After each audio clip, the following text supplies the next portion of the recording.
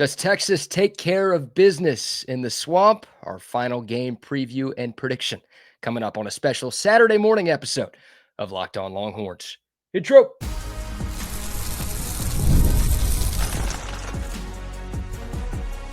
You are Locked On Longhorns, your daily podcast on the Texas Longhorns. Part of the Locked On Podcast Network, your team every day.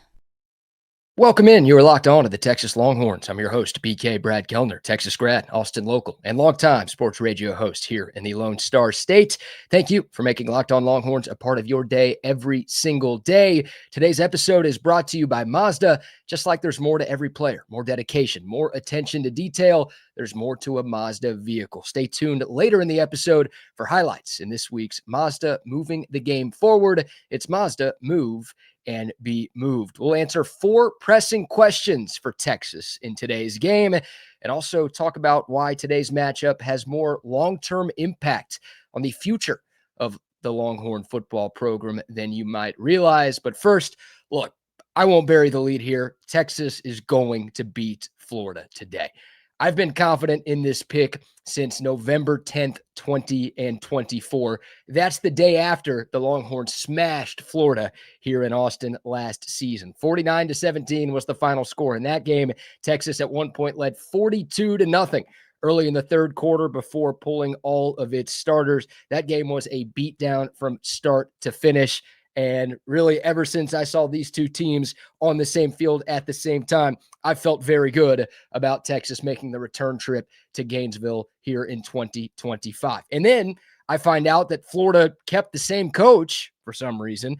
And then I watched the Gators play their first 4 games this season, and I am more confident now than ever that the Longhorns are going to win their SEC opener in the Swamp. I don't think it's a huge blowout, but I don't think it's all that close either. If you're asking for a score, I've got Texas 24, Florida 13. A Longhorn win and a Longhorn cover, according to our friends at FanDuel. Is Texas a flawless football team right now? No. We've talked about that ad nauseum on this show over the last few weeks, but they are sure as hell less flawed than the team that they are playing this afternoon. And I do wonder if this will be the final nail in the coffin for Sunbelt Billy as the head coach of the Florida Gators. Does Texas do what Notre Dame just did a week ago in Fayetteville to Sam Pittman in Arkansas? That would be nice. That was a 56-13 game, an easy road victory for the Fighting Irish. I would love for that to happen. Again, I don't think it's going to be like that, but I do think the sellout crowd will start to turn on their head coach, if they haven't already, before this game is all said and done. Okay, so the lead is not buried. I've got Texas winning this game by double digits. Obviously, would love to get y'all's score predictions in the comments below if you are watching on YouTube. How about a matchup by matchup prediction of today's contest? And this is why I am so confident in a Texas victory. So we'll do a little screen share here. And obviously, for those of you listening in podcast form, thank you very much. I'll explain what we've got going on. So here's the blank screen, all of the matchups that we're going to talk about today. And we will start with the Longhorn offense going up against the Florida defense. Look, Florida's defense has been the strength of its team. Obviously, the Texas offense has been the weakness for the Longhorns.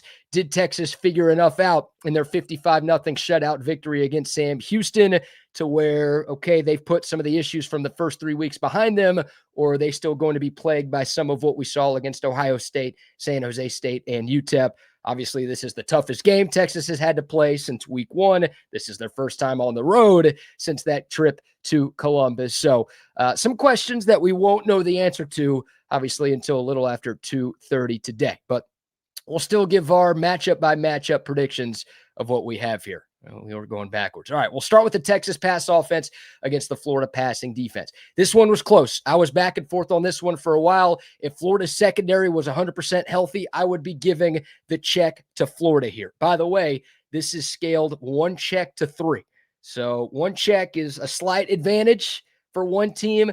Up to 3 checks, obviously, that's where I feel like there's a big advantage in one of these matchups. So the Texas pass offense gets 1 check against the Florida pass defense. You know, the Florida secondary has been maybe the strength of their entire team this season, but they are down a couple of starters who are going to miss significant playing time moving forward. Also, Florida's pass rush has been an issue this year. Only 3 sacks for the Gators through 4 games. The Texas offensive line, for all of its flaws, has been better in pass pro than they have been in run blocking. So I do think Texas can win that part of the matchup. And again, with Florida being a little shorthanded on the back end, they were shorthanded in the game in Austin last year. That was a huge part of why Quinn Ewers and Texas picked them apart through the air here.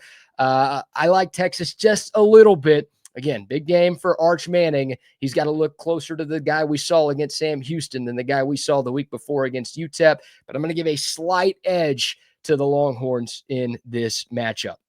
Now, the Longhorn rushing offense against the Florida rush defense. Again, this one was close. The Texas rushing attack has not been very good in these last 3 games. But with Trey Wisner back in the fold, been listed as probable on the depth chart, or on the injury report, I should say, the last couple of days. I feel like Texas is getting its number 1 running back back. Trey Wisner ran for 5 yards a carry in that week 1 game at Ohio State. He's Texas's best running back. I think he is going to make a difference here. Florida without a couple of its top defensive players up front as well. I think that's going to make a difference in this game. And I don't think Texas is going to run it for like 200 or 250 or anything crazy like that. But I do think the Longhorns are able to get enough on the ground against a Caleb Banksless Florida defensive front. And obviously a Florida defense that plays a lot of too high safety look to try to prevent the big play over the top, and they sort of dare opposing teams to run. So Texas has struggled in this department the last few weeks. I wish CJ Baxter was playing today. Nothing official yet, but I don't think he's going to give it a go. But still, I feel like Texas is going to be able to run the ball consistently enough against the Gators today. Moving on, the Texas offensive line against the Florida defensive line. I'm going to give 1 check to the Florida defensive line here. And you might be wondering how that's possible, considering what I just said about what I think Texas is going to do. Even with the injury to Banks, I still feel like Florida's defensive line has been better than Texas's offensive line in this game. So I do think Florida is going to get some wins. And I do think the Texas offense is going to do enough in this game today to get a win, but I have the Longhorns scoring 24 points. I don't think this is going to be some sort of offensive explosion today. So Florida's defense is very good. I do think they are going to make some things happen. I don't think, again, Texas is going to run it like crazy today. So I'll give the Florida defensive line 1 check against the Texas offensive line. Too much inconsistency from Texas up front. Here's where, this game goes from, all right, these teams are pretty evenly matched, I think, when Texas has the ball against the Florida defense. Here's where I think Texas starts to take advantage. The Longhorn pass defense against the Florida pass offense. 3 checks for Texas. That's the most you could possibly have. DJ Lagway's been terrible this year. 5 interceptions in the LSU game, threw for 61 yards, his most recent timeout against Miami. I don't know if he's hurt. Rumors about a shoulder injury. He was in a boot last week in Gainesville. I don't know what the deal is. He's not the same guy that we saw last year. And the Texas secondary has been elite. Now, Manny Muhammad might not go today.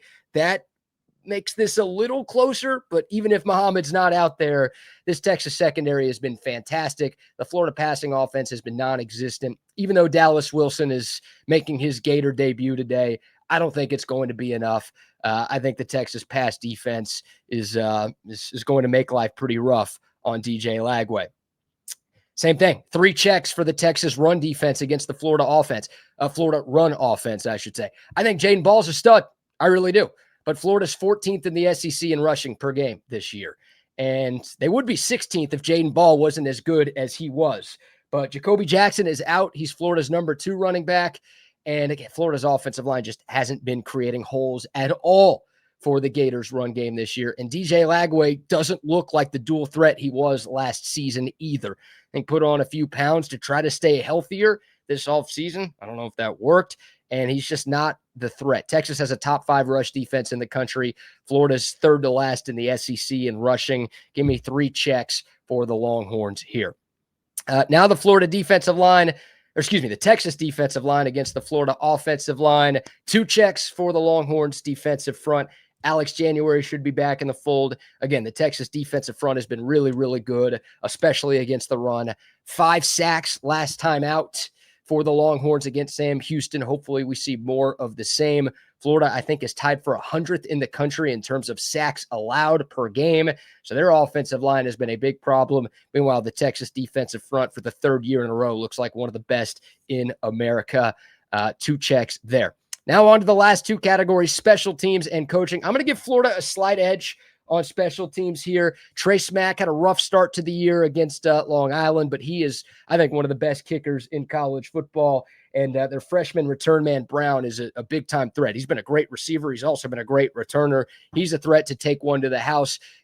Mason Shipley's been very good. He's been perfect for Texas in the kicking game. Jack Bomeister's a stud in the punting game. I think Texas does have the better punter here, but I think Florida's got more in their return game, so I'll give 1 check to the Gators here. And then last but not least, coaching. It's 3 for the Longhorns. It's got to be. I mean, Steve Sarkisian, the job he's done at Texas, waking up this dormant program, he's been tremendous. Billy Napier. Like, Florida right now is where Texas was at the end of Charlie Strong and at the end of Tom Herman, where it's like Florida's good. It's a blue blood program. With the right guy, they are going to win a bunch of football games. They don't have the right guy this year. It's clear. Billy Napier, I don't know why he's still coaching there. They shouldn't have brought him back after last season. Texas has the clear edge in the coaching department here. So, again, one last look. There's a lot of checks on Texas's side here, not a lot on Florida's side. That's why I think the Longhorns are going to get to 1-0 in SEC play today. What say you? Do you agree? Do you disagree? Would love to hear your thoughts. All right, 4 pressing questions for the Longhorns today in the Swamp. We will get to them up next right here on Locked On Longhorns. But first, a shout out to our friends at Mazda. Today's episode brought to you by Mazda's Moving the Game Forward. For those who believe it's not just about playing the game, it's about redefining it. There are moments that do more than just put points on the board. They move crowds, move culture, and keep moving the game forward. This week's moment that moved the game forward, we're actually going to give some love to Sean Miller and the Texas basketball program. Obviously a bye week for Texas football, no game last week. But how about Texas basketball? Sean Miller picking up a commit from 4-star recruit Bo Ogden from right here in Austin. Talk about moving the game forward. Ogden, a top 40 player in the country for the class of 2026. Big pickup for Texas basketball. He's going to be a big part of the future of Longhorn hoops under Sean Miller. And I'm excited for Texas basketball coming up in a month. I think a month from today. I think November 4th is the first game for Texas hoops. So love what Sean Miller has cooking. When you follow what moves you, the unexpected is only the beginning. And just like there's more to every highlight, there's more to every Mazda vehicle. It's Mazda. Move and be moved. And also a shout out to DoorDash. It's almost the weekend. It is the weekend. Time to look back and crown this week's MVP on Who Delivered, powered by DoorDash. Just like you can win every Saturday with DoorDash Streaks, saving more every time you order. These players delivered when it mattered most. Let's break it down. Again, no Texas football game last weekend. Texas baseball had a scrimmage against Texas Tech. Easy win for the Longhorns at Dell Diamond. Shout out to Adrian Rodriguez. He delivered in a big way. 3 hits in the scrimmage last weekend against the Red Raiders. He came through just like he did last year. One of the best freshmen in college baseball. We know that performance wasn't a fluke. A-Rod picking up exactly where he left off. And just like he delivered for the Longhorns, DoorDash delivers your Saturdays. With DoorDash Streaks, you save every Saturday that you order. Stack it up all season, and you could save up to $250, including $100 in DoorDash credits. Order today. Keep the streak alive. Fuel your game day only with DoorDash. Terms apply. Promo period through 11/18. All right, welcome back to Locked On Longhorns, your team every day. 4 pressing questions for the Longhorns today. If they do these things, if the answers to these are positive, then I think Texas is going to walk out of the swamp with an easy victory. Number 1, can Texas tone down the penalties? They've been bad in this department, really bad in this department. How bad, you ask? Well, the Longhorns rank 127th in the country in penalty yards per game. There are only 136 teams in FBS college football. Texas ranks 122nd in penalties per game. Hey, that's better in penalties than penalty yards per game, but still, they're averaging 8.5 hankies per game. They had 9 against Sam Houston. That was like the only thing they didn't do right in that 55-0 blowout victory a couple of weeks ago. Still 9 penalties, way too many. And you look at the game, the one loss this year. Texas had 3 times the amount of penalties as Ohio State did. Only 6 for the Longhorns, but Ohio State had 2. There were some costly ones for Texas in that game. Hell, Texas lost that game by a touchdown on Ohio State's first offensive scoring drive of the game. Texas had 2 huge penalties that kept the Buckeyes offense on the field. You're your own worst enemy today. You shoot yourself in the foot a bunch with dumb penalties. That's how Florida pulls off the upset. So can Texas tone it down? 6 is the fewest they've had in a game this year. I'll take 6 today. Obviously would love to keep that number on one hand, but that's number 1 pressing question for me. Number 2, what happens if Manny Muhammad can't go? Listed as questionable on Thursday's injury report. He was probable on Wednesday, downgraded to questionable. I think it's kind of a game time decision. We'll see if Texas's number 1 corner is on the field. And if he is, we'll see if he's the same player that he has been. He's been a huge part of why the Longhorn secondary has been as good as it's been through 1 month of the year. If he's out, Jalen Gilbo becomes the number 1 corner. And he's been the weak link. He hasn't been bad for Texas per se, but he has been the weakest link, I think, for the Longhorn secondary, and the analytics don't really love what Jalen Gilbo has done thus far. So what can he do going up against some pretty talented Florida receivers? More run for the true freshman Grayson Littleton, who's been phenomenal so far early in his Texas career. Kobe Black also on the injury report, but listed as probable. Sounds like he's going to be good to go today. Maybe he gets some more run with Manny Muhammad out. The true freshman, Cade Phillips, who's played pretty well thus far in limited snaps, he's going to get some more run, you would think, if Manny Muhammad can't go. So without your top corner, look, Florida's passing offense has been anemic, but again, they've got some good weapons on the outside. They're going to try to air it out. They haven't done it yet. I'm sure they've worked on that during the bye. Getting Dallas Wilson back, who's a burner, should help. So can the Texas secondary stand tall if one of their best players can't play? That's number 2. Number 3, can the Longhorns start fast? Texas finally scored on its first offensive drive 2 weeks ago against Sam Houston. It's the first time all season, first time since the Peach Bowl win over Arizona State that the Horns have gotten points on their opening drive. Texas is 20-1 under Steve Sarkisian when scoring first. Pretty good recipe for success. 20-1 when they score first. It's been a problem for them recently. And I think it's only 10 times in 34 games since the start of 2023. It's a stat that I've said a ton. I don't know why I don't have it memorized by now. But Texas, I believe, has played 34 games since the beginning of the 2023 season. They've only scored points on 10 of those 34 opening possessions. Not good enough. Less than 1/3 of the time. You don't necessarily need an opening drive score, but if you could get, an early first quarter score, maybe on the second drive of the game at worst, start to turn that Gator crowd against Billy Napier, that would be big. It serves 2 purposes, right? If you score early, build some confidence for an offensive unit that needs to show that they can perform against teams not named Sam Houston. And then, it deflates that Florida home crowd who's starting to grow pretty restless with Billy Napier's tenure in Gainesville. Sark talked about always wanting to start hot in his Thursday press conference. It's obvious, but you could turn Florida fans into Texas fans if you start early, plant that seed of doubt. Then you start to see Billy Napier get booed, and that's best case scenario right there for the Horns. So that's number 3. Can Texas start fast? Of course they want to. Will they actually go out there and do it? And then number 4, how much does Emmett Mosley V open up the offense?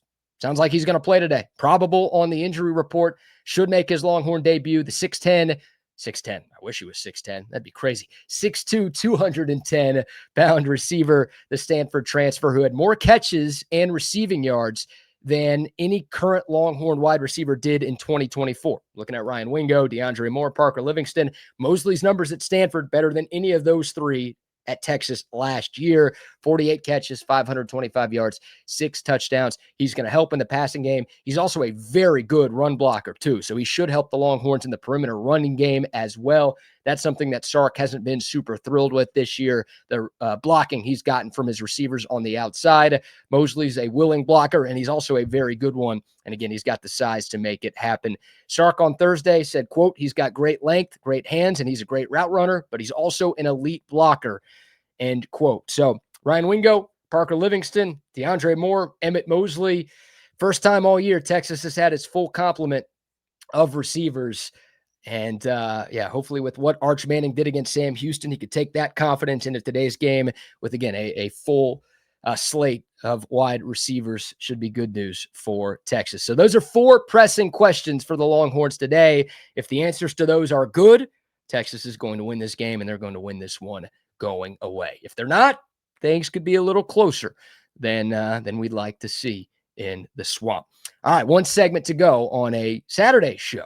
We don't often talk about road games being big recruiting weekends for Texas, but today's game against Florida will have plenty of impact beyond today. I'll tell you what I mean coming up next right here on Locked On Longhorns.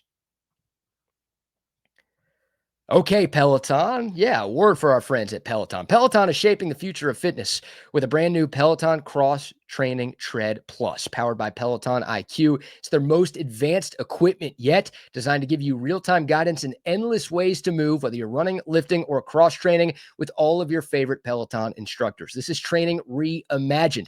Peloton is built for breakthroughs with tools to help you plan, stay motivated, and reach peak performance. I've had a Peloton cycle for years. I absolutely love it, and this is the next generation of Peloton. Personalized class recommendations to keep you engaged. You're going to get workouts tailored to your vibe and energy level each and every week, so you're going to be in the best shape of your life. So let yourself run, lift, flex, and push forward. Explore the new Peloton Cross Training Tread Plus today at onepeloton.com. All right, final segment on a rare Saturday morning edition of Locked On Longhorns. Happy game day to everyone out there. Hopefully it's a fun game day for us Longhorn fans, but we'll do a post-game show, win or lose, after this one today. So a couple of videos and episodes coming your way on this beautiful Saturday. So the Longhorns haven't played a game in the Swamp since 1940. It's been 85 years since Texas has played at Florida. And the Longhorns haven't played a game in the state of Florida since 2007, nearly 2 decades ago, a road victory at UCF. Yet, despite that, Florida has become a very big part of the Texas football program. Look at the current Texas roster. It is littered with talent from the Sunshine State. C.J. Baxter, who unfortunately might not go today. Jarrett Gibson, who's going to see his role increase if Baxter's out. Grayson Littleton, Jamie French, Myron Charles, all of those guys played their high school ball in the state of Florida, and they could have stayed home. They could have played for the Gators. They could have played for Florida State. They could have played at Miami, but instead it chose to come west to Texas. And the Longhorns moved to the SEC. It's done a lot of different things for this program as a whole, but it's obviously reopened the walls of Florida back to Texas. Like for a long while, Texas didn't even try to recruit the state of Florida because they didn't have any chance in the state of Florida. Like you couldn't convince Florida parents and Florida kids, like, hey, do you want to watch your kids play in Ames, Iowa or Manhattan, Kansas? It's like, no, I'm good. Thank you. I'm going to, if my kid's not going to go to a Florida school, I'm going to send him to Georgia or LSU or even A&M, right? Somewhere where, hey, a few times a year, he's going to be making his way to this part of the world and I'll be able to travel a short distance to go watch my boy play. Like it was tough. It was a tougher sell for a million reasons to recruit in the Big 12 than it is in the SEC. But yeah, this move to the Southeastern Conference, obviously combined with the on-field success for Texas in recent years and the fact that the Longhorns have had more NFL draft picks than any other college football team in the last 2 years, like that has helped. And hey, combine all of those things with the fact that Florida and Florida State and Miami have all had some recent struggles, right? Florida, it's been bad under Billy Napier. And it was bad before Billy Napier got there. Florida State was 2-10 last year. Miami's on the up and up, but they haven't been the same Miami as they were at the start of the 2000s for a while. So all of those things mixed together have opened the door for Texas to invade Sunshine State territory. Look at the 2026 class. The Longhorns currently have commitments from the number 1 quarterback in Florida, Dia Bell, the number 1 running back in Florida, Derek Cooper, and the number 2 defensive lineman in the state of Florida with James Johnson. That's different. That's the power of those things that I just talked about. And look, the Texas staff, there are some ties to Florida with Chad Scott and Kenodo Hudson in particular. And on top of that, look, this is the first time that Texas is going to be able to play road games as conference members against Florida and Mississippi State and Georgia, like a chance for the Longhorns to play in person, not just for commits of their own, but for prospects in younger classes as well that were previously unlikely to ever get to see Texas in person due to distance and travel logistics. This is a game changer for the Longhorns in terms of recruiting. And if the Horns can roll into the swamp and get a win today, it's going to open the eyes of, again, not only 2026 kids, but tons of talented Florida players, 2027, 28, 29, 30, who are actually going to see Texas up close and personal for the first time. This is a huge opportunity, not just for this year, obviously, to start SEC play with the win and to stay in the top 10 in the country. And obviously, you're trying to carve out a path to get to the SEC title game in December and make it back to the college football playoff. That stuff goes without saying. Plenty of impact here in 2025, but for the long-term future of the Longhorn football program, this is a chance to plant the Texas flag in a state with deep recruiting ties and historical significance. It's a reminder that, while Florida borders have long been settled, its football turf still very much contested, with the Longhorns right in the mix to make a significant claim. Florida is one of the most talent-rich states in the country, year in and year out. I think everybody knows that by now. If you can make some hay there with some in-state kids, it's going to go a long way into Texas continuing to bring in elite recruiting classes year in and year out. Plus, with Steve Sarkisian's ties to the West Coast, obviously Texas's success here in the state of Texas, you're able to go coast to coast like that. And the top-ranked class the Horns brought in 2025 won't be the only number one class that Texas brings in under Steve Sarkisian. So, again, a lot on the line, not just for today, not just for this year, but for the long-term future of Longhorn football as well. All right. Would love to hear from y'all. Comment below. Do you agree? Do you disagree with me? Again, your score predictions. Would love to hear from y'all. How are you feeling about Texas at Florida this afternoon? That's going to do it for today's show. Really appreciate y'all tuning in. Please remember to like, subscribe, and leave a comment. Can't thank y'all enough for making Locked On Longhorns a part of your day. For your next listen, check out Locked On Bets. Lee Sterling and Kevin Rogers have you covered. Expert analysis, game picks, the lock of the day. If you want picks for college football Saturday, one place to find them, Locked On Bets. You can find them on YouTube or wherever you get your podcast. Post-game show coming up. We'll see if we post it tonight or Sunday morning, but obviously we'll give our instant reaction to Texas and Florida coming up after the game. But that'll do it for this episode. Enjoy the game. Enjoy the football weekend. Thanks so much for tuning in. Until next time, horns up, mic's off. We'll see y'all soon. This is Locked On Longhorns.